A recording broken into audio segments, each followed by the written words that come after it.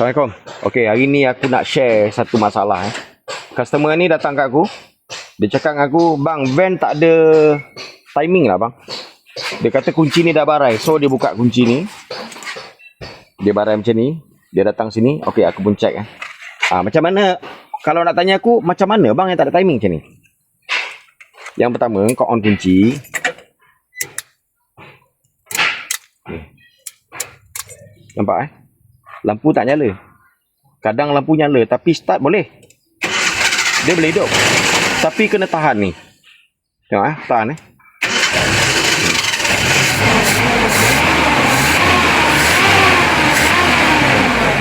Kalau terlepas dia mati. Kalau terlepas dia mati. Mati. So yang pertama sekali kau kena check ni dulu. Dekat ni, dekat kotak fuse ni ada kat sini dia tulis timing control ataupun kau tengok engine control. Tengok engine control. Ni engine control Ni engine control. So engine control letak kat mana? Engine control letak kat dalam tu. Kalau kita tengok kat sini 1 2 3 4 5. Nombor 5 dari belakang sebelah kiri. 1 2 3 4 5 ni 1 2 3 4 5. Ni. Yang biru ni. Kita test dulu. Biru ni sebenarnya dah besar ni. Okey. Ada current. Ini bukan ukuran dia.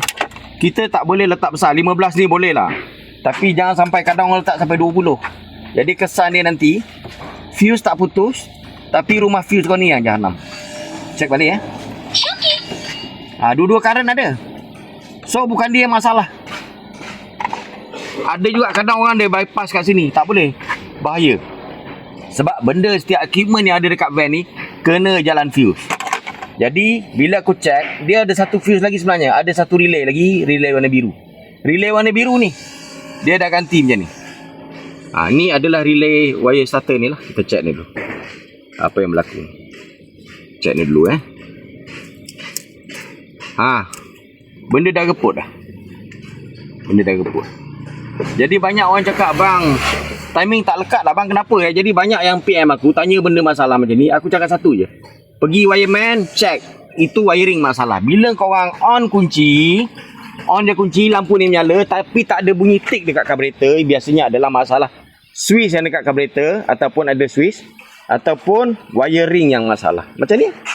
Ni wiring masalah. Macam ni.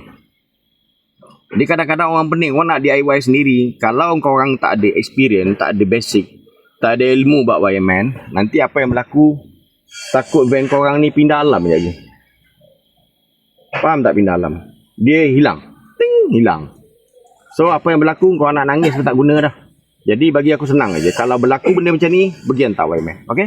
Jumpa lagi. Assalamualaikum.